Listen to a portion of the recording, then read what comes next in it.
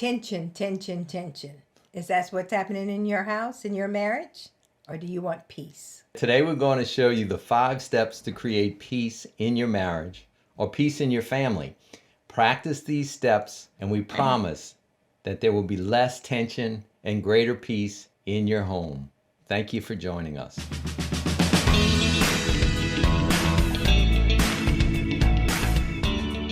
Well, welcome. I'm Dean Sunseri, HollyKem Sunseri. We've been partners in life for many, many years, 31 years, but also been working in the mental health field, helping families, helping couples be restored. And today we're going to help you with breaking all the tension in your home. Have you ever lived in a home that didn't have peace? Yes. Many of them. Many of them. So Yeah. Today we're going to show you how to have peace in your home. Yeah. We're going to go with the 5 steps. If you do them today, we promise it's going to help you decrease the tension in your home.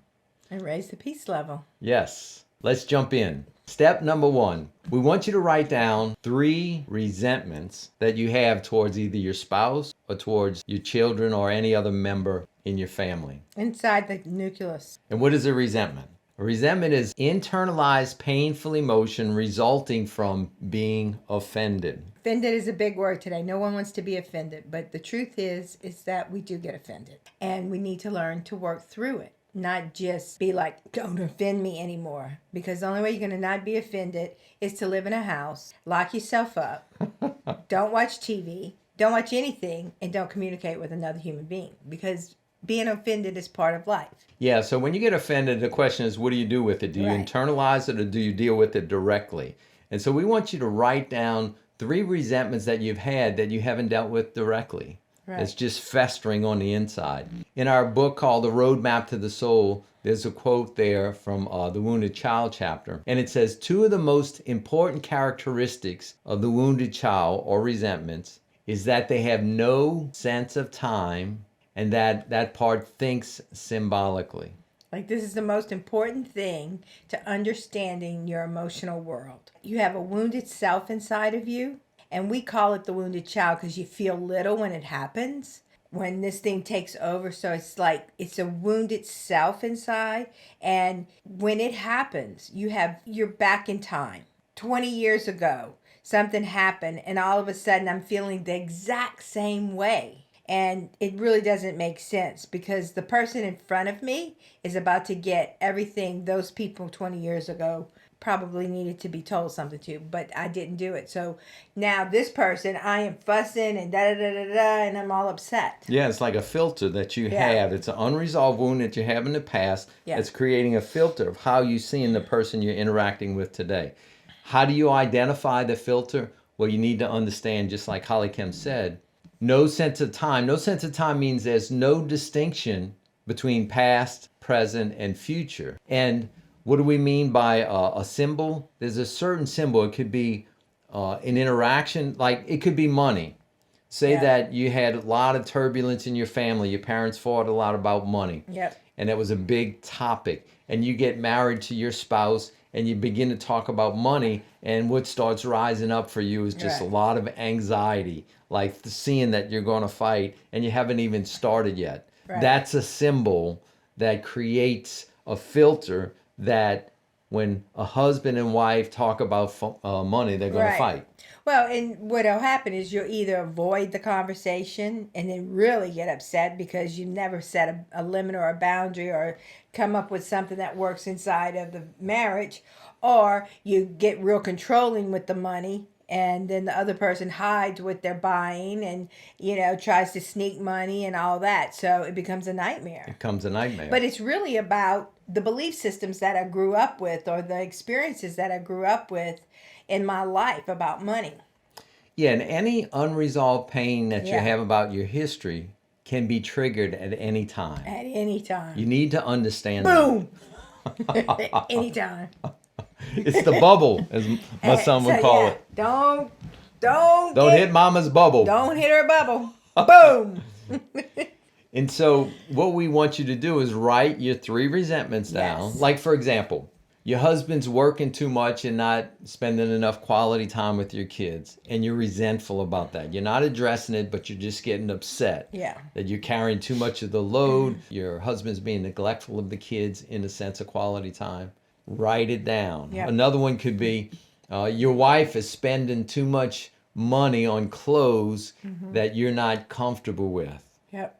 Right? You don't want to say anything. You don't want to create tension, but it's building up and it's becoming a resentment, right? Yep. Another example could be you have certain rules about your kids picking up after themselves, and they're consistently not picking up after themselves, and you're getting more and more aggravated with them. Right. You're not dealing with it directly, and it's piling up. And so those are 3 examples. So think about right now, Right. what are 3 resentments that you have in the nuclear family, and write those down. That's step number 1. Step number 2 is we want you to reflect on the symbols. So what does that mean? If your wife's spending too much money in your own eyes, ask yourself, do I have a history of parents fighting about money?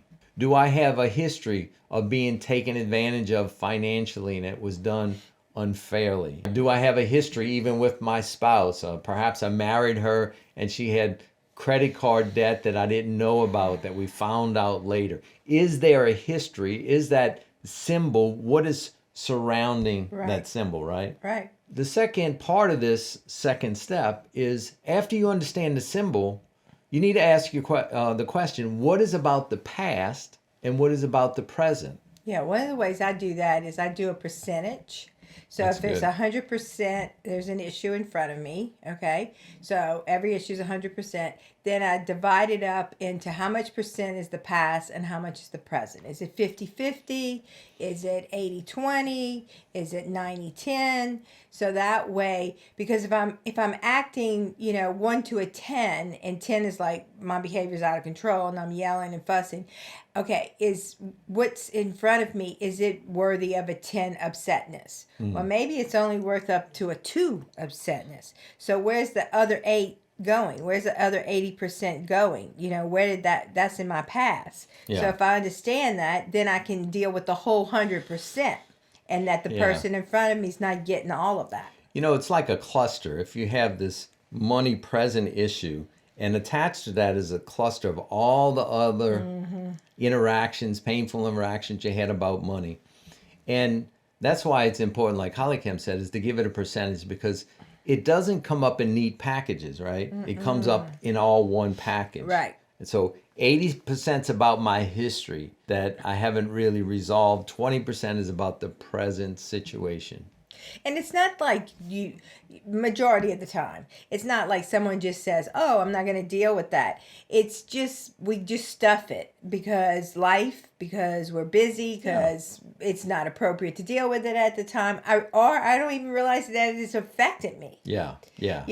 Like you get hit by the emotional bullet, but you don't know what it's about. Right. You have no idea. Yeah. So reflect on your 3 resentments and extract the symbols and begin to separate what is about the present and what is about the past. That's step number 2. Step number 3 is asking yourself about the resentment, what is my part and what is their part?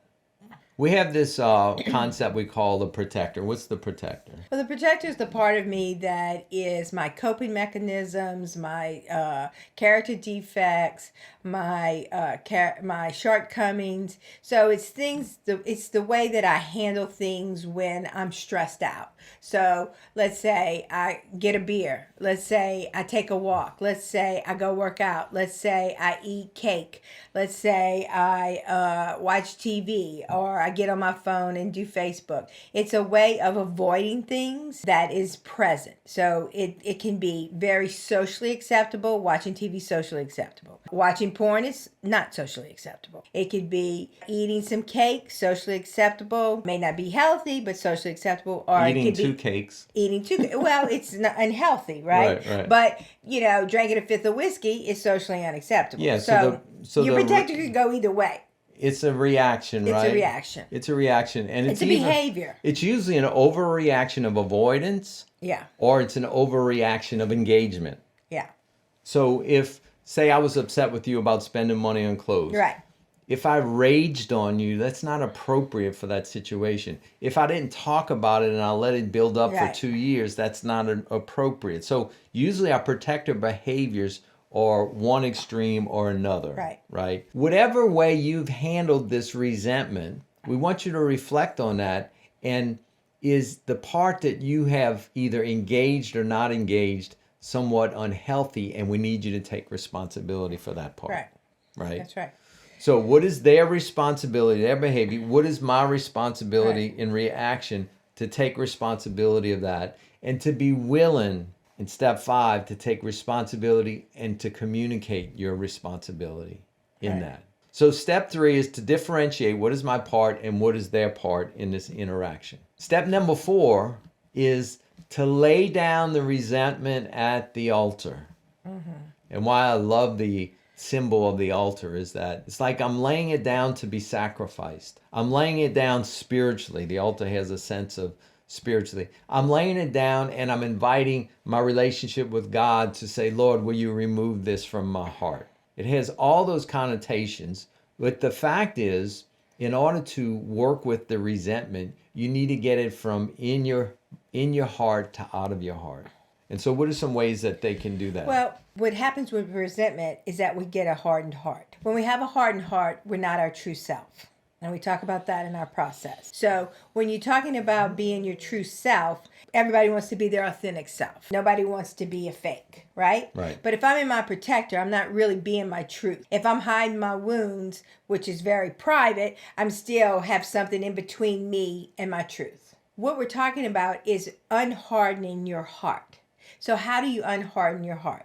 You write it down. You journal about it. You can talk about it. You can draw about it. You're going to process this wound from the 20% that's in front of me and the 80% that's behind me. Yeah. Okay? You can do that a million ways. Okay? We have a process. You can go to someone else. You can write it. You can talk to your best friend.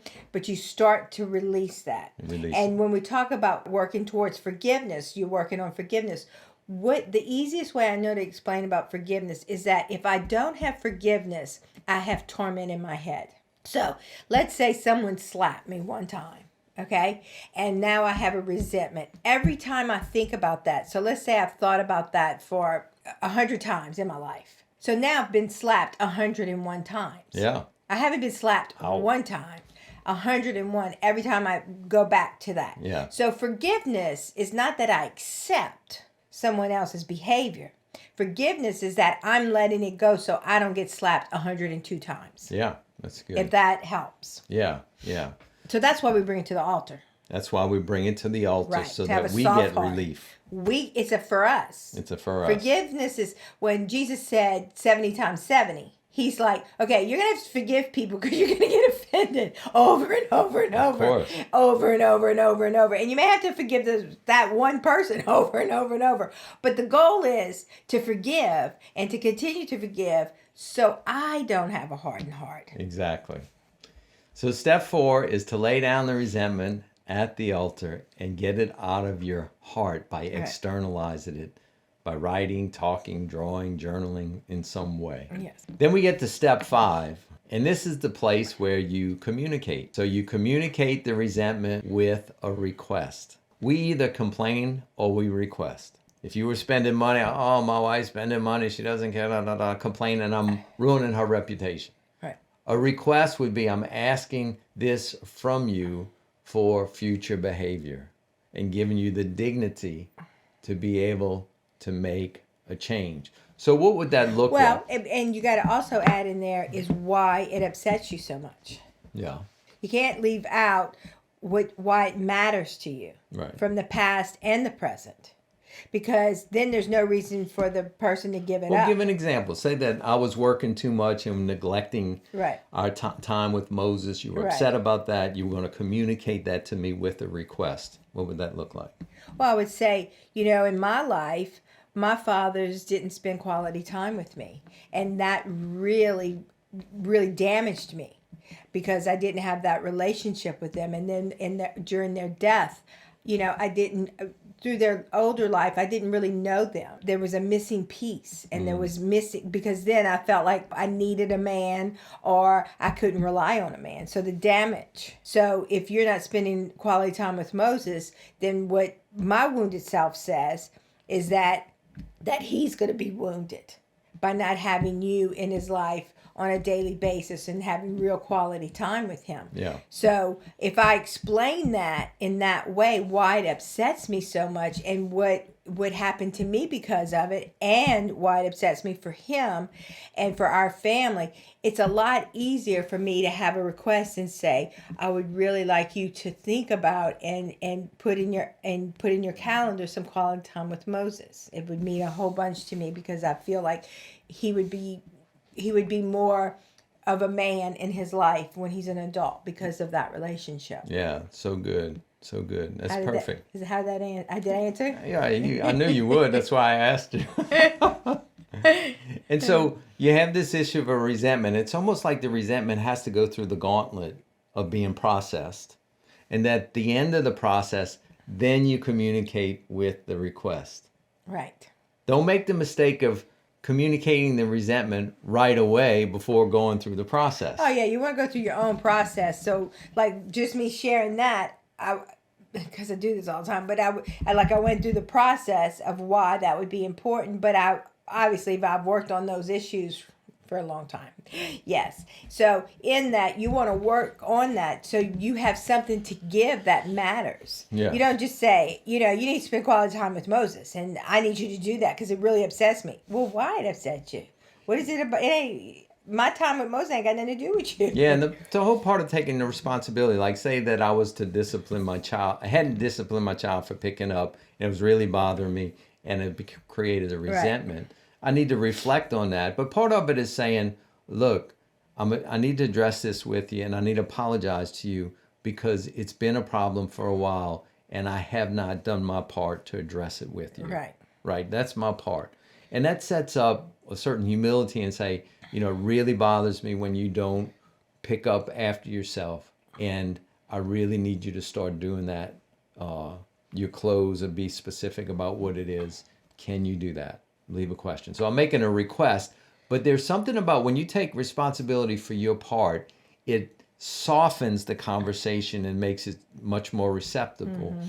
Just as like HollyKem disclosed what in her history it brings up. Right. And it softens my heart to really hear the dynamics of that. So that's the importance of doing the full processing of the resentment, of recognizing your own wounds around that, but also your reactions. And when you're able to communicate both of those, it really creates a situation where the resentments get dealt with. Oftentimes, the behaviors will start changing of the other person. Sure. And then you get what every one of us want is peace in your house. In the house. Yeah. And having a voice, we're all about I have a voice, but it's you having a voice about who you are, what matters to you.